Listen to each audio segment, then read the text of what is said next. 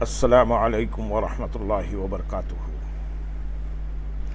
الحمد للہ رب العالمین والصلاة والسلام علی سید المرسلین، اما بعد فاعوذ باللہ من الشیطان الرجیم، بسم اللہ الرحمن الرحیم۔ برادران عزیز و معزز خواتین، آج کی اس نشست میں سورۃ ہود کی آیت نمبر 56 سے آیت نمبر 61 تک تمام آیات کا ترجمہ و تفسیر پیش کرنے کی سعادت حاصل کی جائے گی۔ انی توکلت علی اللہ ربی و ربکم ما من دابة الا هو آخذ بناصیتها ان ربی علی صراط مستقیم۔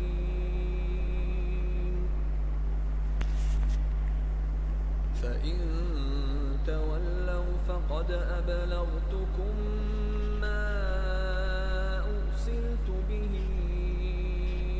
إِلَيْكُمْ وَيَسْتَخْلِفُ رَبِّي قَوْمًا غَيْرَكُمْ وَلَا تَضُرُّونَهُ شَيْئًا إِنَّ رَبِّي عَلَى كُلِّ شَيْءٍ حَفِيظٌ۔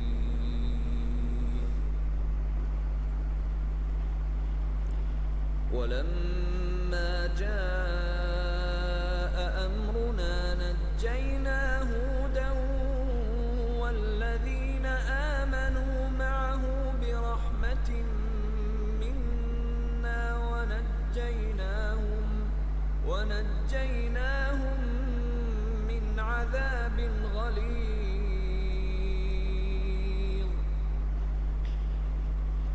وَتِلْكَ عَادٌ جَحَدُوا بِآيَاتِ رَبِّهِمْ وَعَصَوْا رُسُلَهُ وَاتَّبَعُوا أَمْرَ كُلِّ جَبَّارٍ عَنِيدٍ۔ وَأُتْبِعُوا فِي هَٰذِهِ الدُّنْيَا لَعْنَةً وَيَوْمَ الْقِيَامَةِ أَلَا إِنَّ عَادًا كَفَرُوا رَبَّهُمْ أَلَا بُعْدًا لِّعَادٍ قَوْمِ هُودٍ۔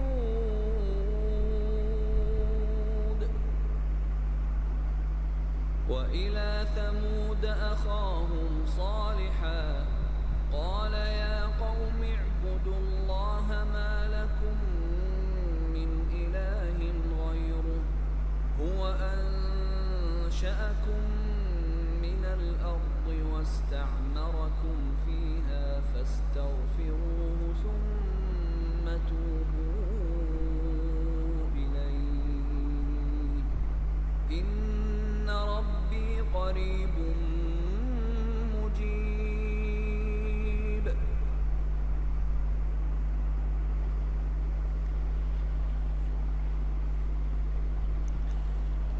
میں نے اللہ پر بھروسہ کر لیا ہے جو میرا اور تمہارا رب ہے۔ زمین پر چلنے والا کوئی جاندار ایسا نہیں جس کی پیشانی اس کے قبضے قدرت میں نہ ہو۔ بے شک میرا رب سیدھے راستے پر ملتا ہے۔ انی توکلت علی اللہ، میں نے اللہ پر بھروسہ کر لیا ہے۔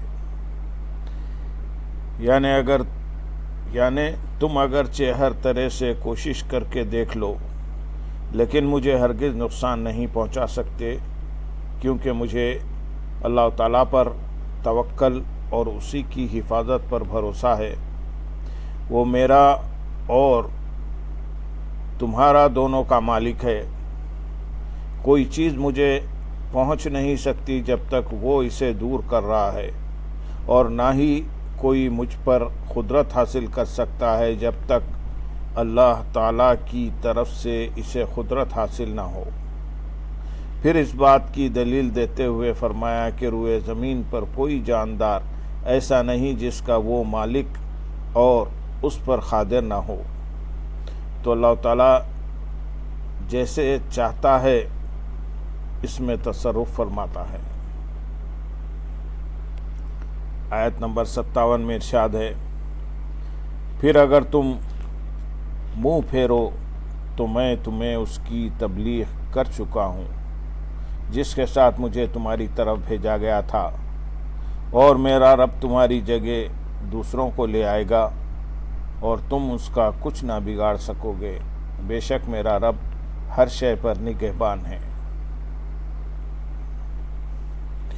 فَإِن تَوَلَّوْا، پھر اگر تم منہ پھیرو، یعنی جس دین کے ساتھ میں تمہاری طرف بھیجا گیا ہوں، اگر تم اس پر ایمان لانے سے اعراض کرو تو جس دین کے ساتھ مجھے تمہاری طرف بھیجا گیا تھا میں تمہیں اس کی تبلیغ کر چکا ہوں، اور اس میں مجھ سے کوئی کمی واقع نہیں ہوئی، البتہ اسے قبول نہ کرنے کی بنا پر تم سے خطا سرزد ہوئی ہے۔ اگر تم نے ایمان لانے سے اعراض کیا اور جو احکام میں تمہاری طرف لایا ہوں انہیں قبول نہ کیا تو اللہ تعالیٰ تمہیں ہلاک کر دے گا، اور تمہاری بجائے ایک دوسری قوم کو تمہارے شہروں اور اموال کا مالک بنا دے گا، جو کہ اس کی وحدانیت کا اقرار کرنے والے ہوں گے اور اسی کی عبادت کریں گے، اور تم اس کا کچھ نہ بگاڑ سکو گے، کیونکہ وہ اس سے پاک ہے کہ اسے کوئی نقصان پہنچ سکے، لہذا تمہاری روگردانی کا جو نقصان ہے وہ تمہیں کو پہنچے گا، بے شک میرا رب عز و جل ہر شے پر نگہبان ہے، وہی تمہارے شر سے میری حفاظت فرمائے گا، اور تم میں سے کسی کا قول یا فعل اس سے چھپا ہوا نہیں، اور نہ ہی وہ تمہاری پکڑ سے غافل ہے۔ اس آیت سے دو باتیں معلوم ہوئی، ایک، انبیاء کرام علیہ السلام اپنی امت تک سارے شرعی احکام اپنی حیات شریف میں پہنچا دیتے ہیں، کوئی بات چھپا نہیں رکھتے۔ نمبر دو، اللہ تعالیٰ کا قانون یہ ہے کہ اگر کوئی قوم دین کی خدمت نہ کرے تو اللہ تعالیٰ اسے برباد کر کے دوسری قوم اس کی جگہ مقرر فرما دیتا ہے، جیسے ابو جہل وغیرہ نے سرکشی کی تو انہیں ہلاک فرما کر مدینہ طیبہ کے انصار سے دین کی خدمت لے لی۔ ہم اس خدائے قادر و قیوم کے حاجت مند ہیں اور وہ سب سے بے نیاز ہے۔ آیت نمبر 58 میں ارشاد ہے، اور جب ہمارا حکم آ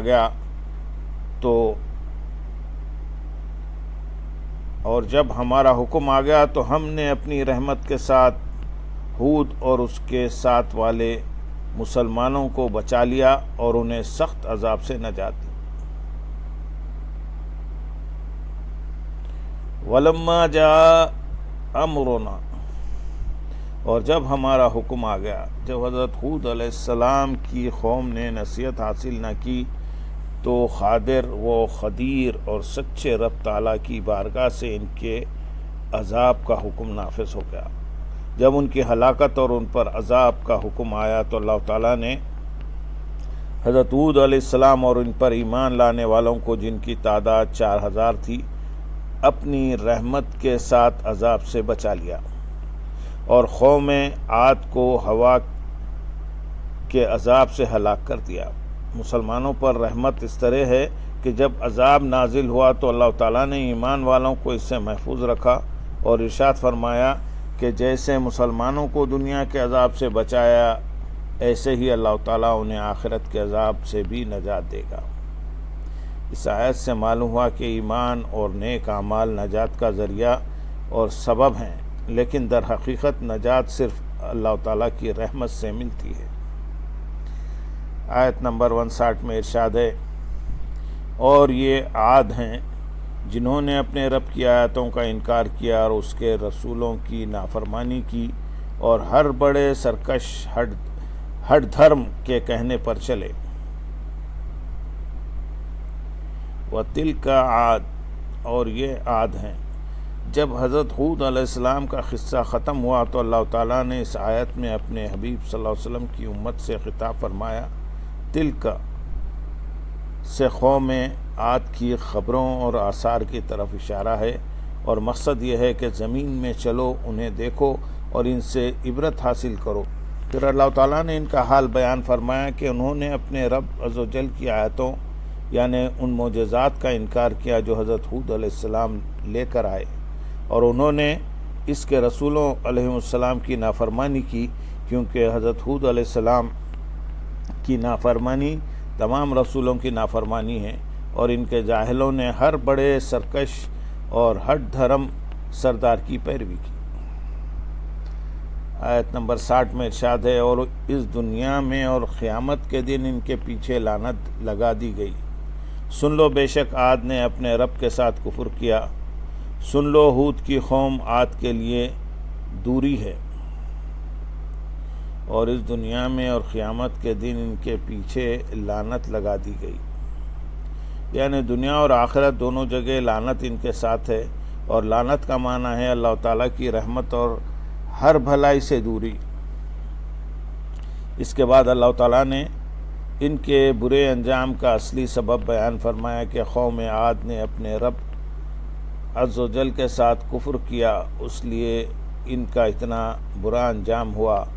سن لو حضرت ہود علیہ السلام کی قوم عاد کے لیے رحمت الہی سے دوری ہے۔ آیت نمبر 61 میں ارشاد ہے، اور سمود کی طرف ان کے ہم قوم صالح کو بھیجا، فرمایا اے میری قوم اللہ کی عبادت کرو، اس کے سوا تمہارا کوئی معبود نہیں۔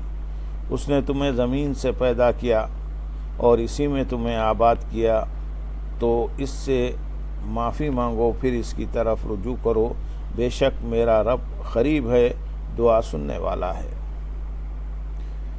اور سمود کی طرف ان کے ہم قوم صالح کو بھیجا۔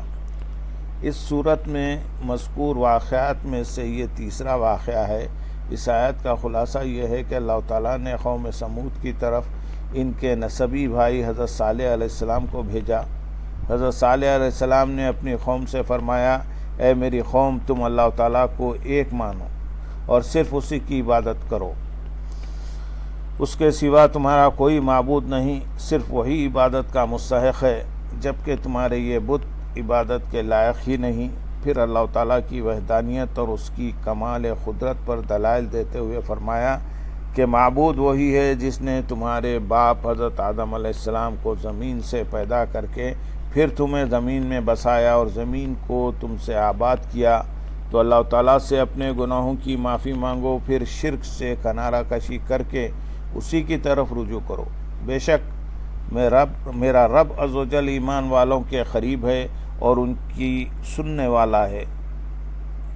امام ضحاک رضی اللہ تعالیٰ عنہ نے اس کے معنی یہ بیان کیے ہیں کہ تمہیں طویل عمریں دے، حتیٰ کہ ان کی عمریں 300 برس سے لے کر 1000 برس تک ہوئی۔ حضرت صالح علیہ السلام کی قوم سمود کے واقعے کی بعض تفصیلات سورہ اعراف آیت نمبر 73 تا آیت نمبر 89 میں گزر چکی ہے۔ اللہم صلی علی سیدنا محمد وعلی آل سیدنا محمد وبارک وسلم، وآخر دعوانا ان الحمدللہ رب العالمین۔ سبحان رب